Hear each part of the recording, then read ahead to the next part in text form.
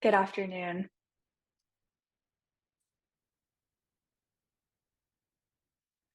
The title of my presentation today is The Beginning of My Professional Life as a Muralist, an analysis of Edith Hamlin's Mission High School murals. 3 years after her Coit Tower commission, artist Edith Hamlin embarked on the project she would later call, quote, the beginning of my professional life as a muralist, unquote. Her 1936 Works Progress Administration sponsored murals inside San Francisco's Mission High School. To some viewers, the 8 by 24-foot murals titled Arts and Crafts as Taught to the Neophyte Indians and San Francisco de Asís may appear as idyllic portrayals of Mission-era California, an outwardly logical choice on the part of the artist, given the proximity of Mission High School, 0.3 miles away from Mission Dolores. However, a closer inspection of the works reveal particularly unsettling details related to the uneasiness of collective memory. This paper argues that while Hamlin's Mission High School murals function as active participants in the representation of a mythic, nonviolent Spanish colonial past, they are simultaneously indicative of federal policies enacted upon Native American peoples in Hamlin's present 1930s America. An analysis of Hamlin's Mission High murals as emerging of the Spanish Mission period and Indian New Deal policies exposes a complicated system of layering involving the political power of historical collective memory and its capacity to reverberate into the present. Predicated on the tenets of critical place inquiry established by UNIGAC scholar Eve Tuck and Marcia McKenzie in their 2015 book, Place and Research, Theory, Methodology, and Methods, this research also considers Edward Said's definition of collective memory as, quote, not an inert and passive thing, but a field of activity in which the past events are selected, reconstructed, modified, and endowed with political meaning, unquote. Studying Hamlin's murals in relation to Indian New Deal policies, this essay begins with an examination of the role of the panoptic gaze within the murals and the omnipresent role of federal government intervention concerning Native American policy in the 20th century. Next, I consider the connection between Hamlin's representation of the construction of Mission Dolores and the beginning of the Indian Division of the Civilian Conservation Corps in 1933, followed by a comparative study of Native American art forms as portrayed by Hamlin with the 1935 genesis of the Indian arts and crafts movement, all in an effort to demonstrate how Hamlin's depictions of Mission Dolores indicate politically charged instances of collective memory in dialogue with the so-called Indian New Deal. Hamlin began the Mission High Commission in 1936 during a time of change in federal policy regarding American Indians. In May of 1935, President Franklin D. Roosevelt and the Department of the Treasury established the Works Projects Administration, a program designed to assist unemployed artists by enabling them to work on murals and other decorative and functional aspects of public buildings, including schools, state housing projects, prisons, and hospitals. The catalyst for such projects, particularly murals in public buildings, was largely propagandistic, intended to advertise Roosevelt's vision of an economically secured America made possible only through the generosity of the federal government. In an interview later in life, Hamlin spoke of her enthusiasm for acquiring a WPA-sponsored mural commission. Quote, I was very interested in getting on the project there, so I went around town and surveyed the public buildings or federal buildings for suitable mural sites. I picked the Mission High School because it had 2 beautiful walls in their library. There was lots of SF history there in the days of the old mission nearby. Also, the walls really called for mural decoration, and that was important to me. to paint a mural that would belong architecturally to the room, unquote. Just 1 year before Hamlin began these murals, the federal government initiated the controversial Indian Reorganization Act, or IRA, under the direction of John Collier, who had become the Commissioner of Indian Affairs just a year earlier. Often referred to as the Indian New Deal, the act signaled a pivotal shift in federal Indian policy, reversing the Dawes Act of 1887, attempting to end the period of ideological assimilation, and placing a greater emphasis on American Indian cultural preservation. Just over 10 years before, in 1924, shortly after Hamlin finished her time at the San Francisco Art Institute, the Indian U.S. Citizenship Act granted citizenship to all American Indians. Hamlin's murals aligned with the 160th anniversary celebration of the founding of Mission Dolores. A photograph shows Mission High Principal William J. Drew showing the newly completed mural to a visitor named June Brennan.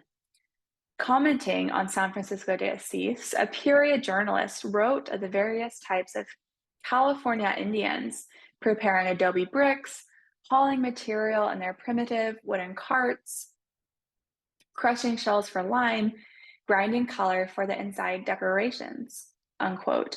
Another reporter, writing on civilization through the arts and crafts as taught to the neophyte Indians, wrote, quote, its subject matter includes activities inside the completed mission during its golden era, and chronicles the arts and crafts carried on within the mission at that time, unquote. The exterior of the chapel represented in Hamlin's work is a readily identifiable and accurate representation of the mission's white facade. Above the figures is written the title of the work and other identifying information in gold script, as if to valorize the scene. The script, which you can see in full here, reads Mission San Francisco de Asís, founded by Father Palau on October 9, 1776. The present church built by Fathers Palau and Cabon in 1782 to 1791, unquote.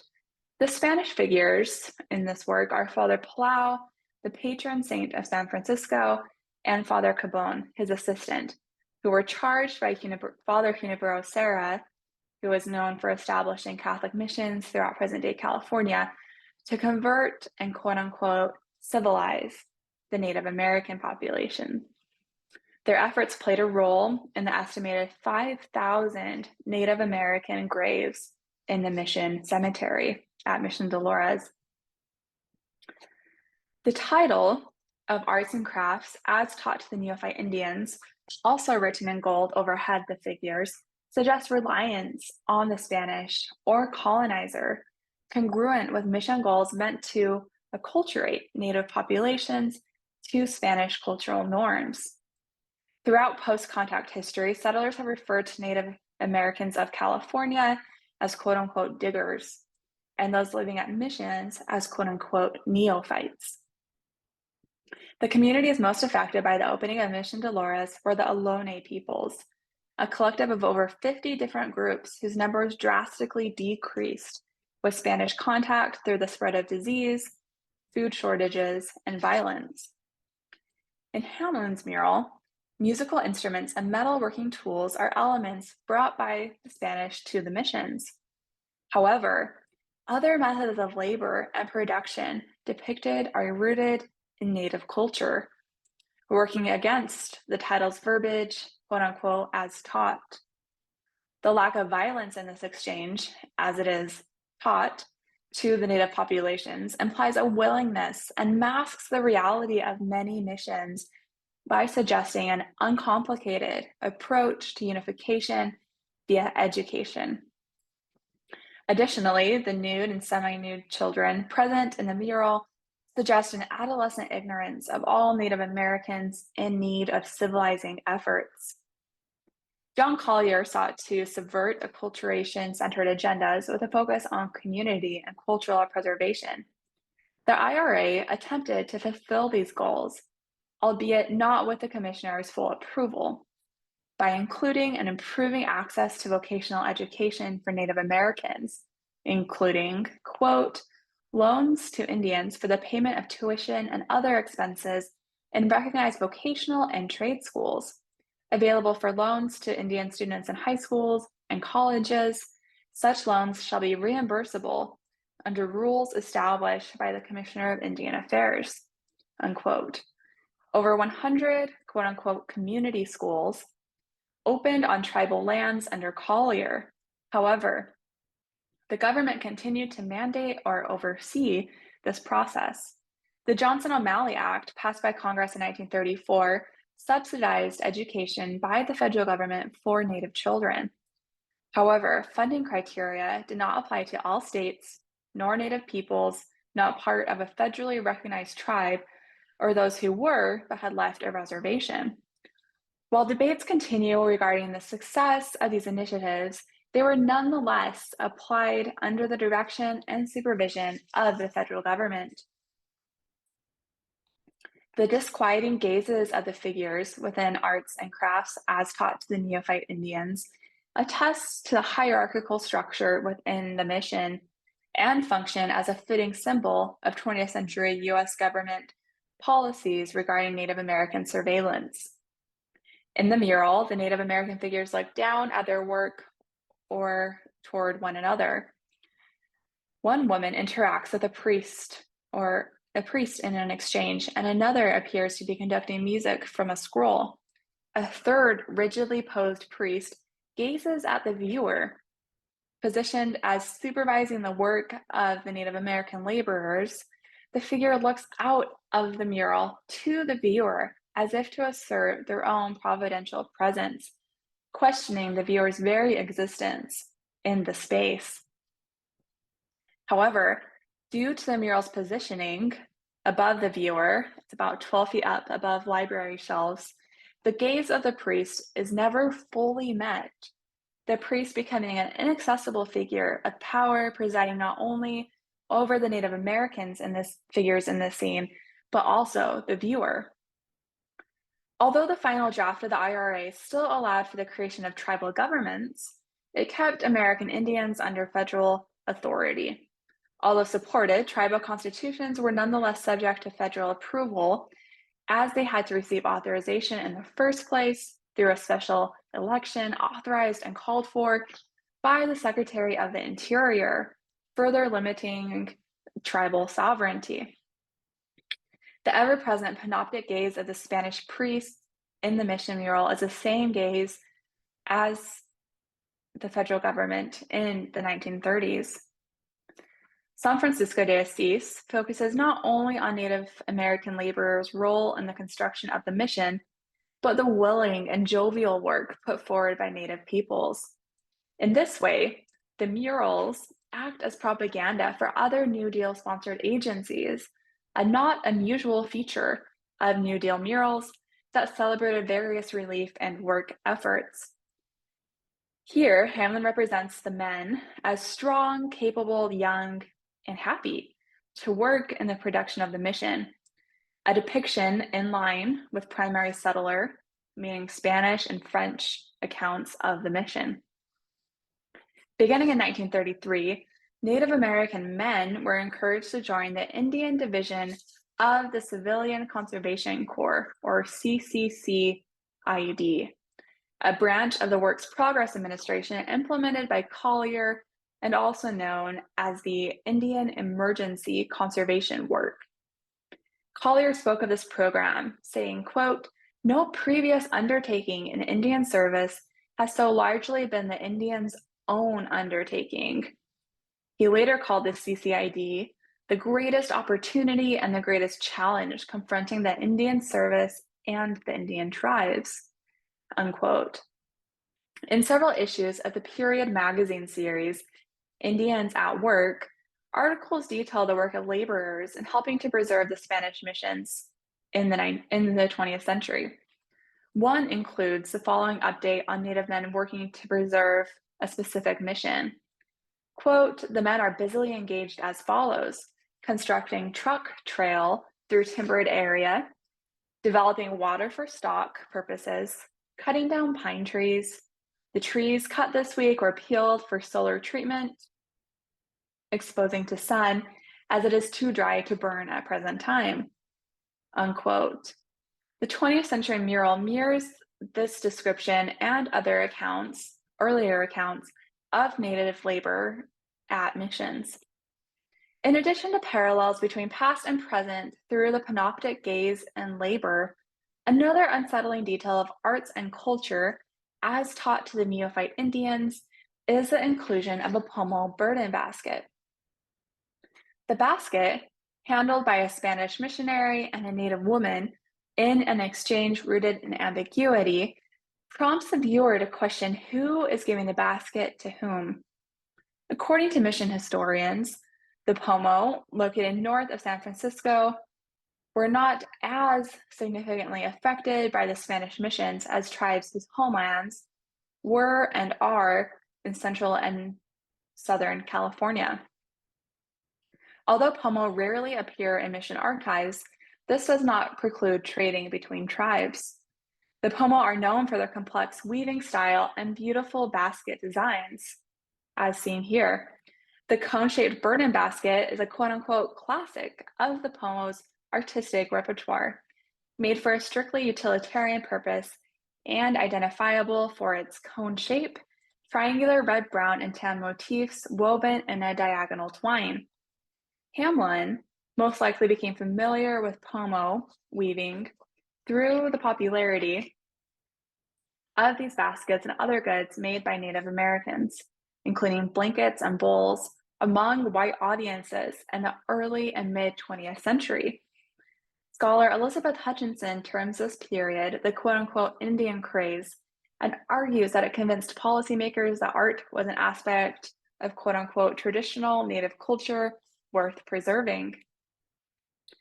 As Hamlin began this mural, Congress passed the Indian Arts and Crafts Act in 1935, appointing, quote, a committee to study the whole range of the problem of marketing Indian arts and crafts to the double end that the genuine and beautiful in Indian art should be preserved and safeguarded, unquote.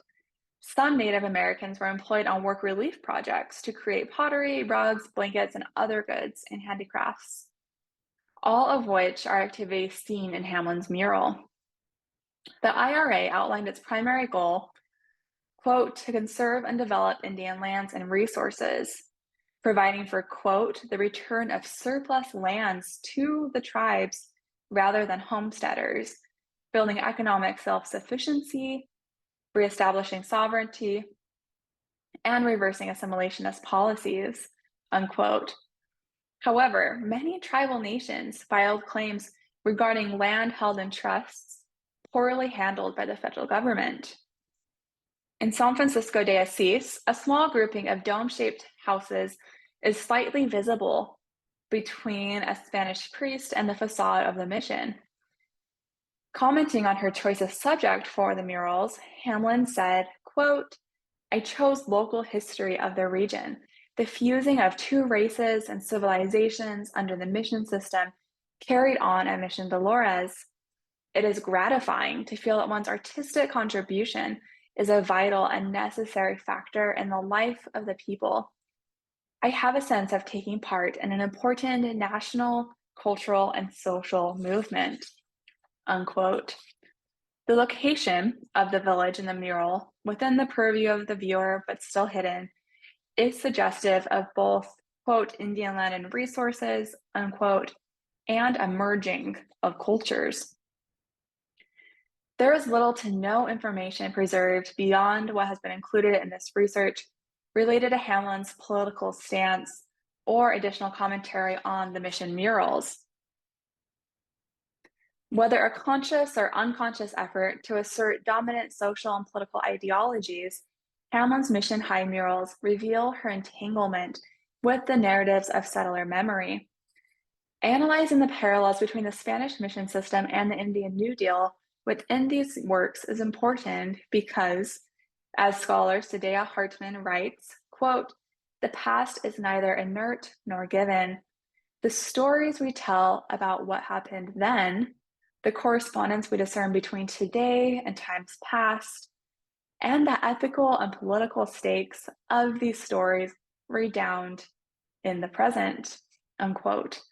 To the 1930s viewer of Hamlin's work, the mission system may have felt proximate rather than remote, as the ghost of Native oppression haunted Hamlin's present, just as it continues to haunt ours.